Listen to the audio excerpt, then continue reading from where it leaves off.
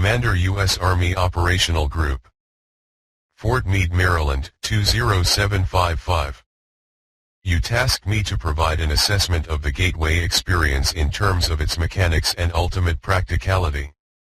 As I set out to fulfill that tasking, it soon became clear that in order to assess the validity and practicality of the process, I needed to do enough supporting research and analysis to fully understand how and why the process works. Frankly, sir, that proved to be an extraordinarily involved and difficult business. Initially, based on conversations with a physician who took the Gateway training with me, I had recourse to the biomedical models developed by Benthoff to obtain information concerning the physical aspects of the process. Then I found it necessary to delve into various sources for information concerning quantum mechanics in order to be able to describe the nature and functioning of human consciousness. I had to be able to construct a scientifically valid and reasonably lucid model of how consciousness functions under the influence of the brain hemisphere. Once this was done, the next step involved recourse to theoretical physics in order to explain the character of the time-space dimension, the means by which expanded human consciousness transcends it in achieving Gateway's objectives.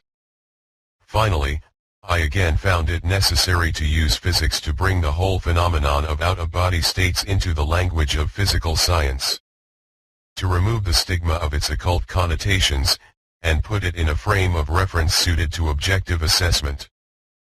I began the narrative by briefly profiling the fundamental biomedical factors affecting such related techniques as hypnosis, biofeedback, and transcendental meditation.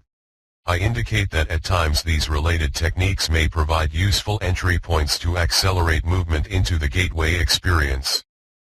Niels Bohr said, "You are not thinking, you are merely being logical." The physics of altered human consciousness deals with some conceptualizations that are not easily grasped or visualized exclusively in the context of ordinary left-brain linear thinking.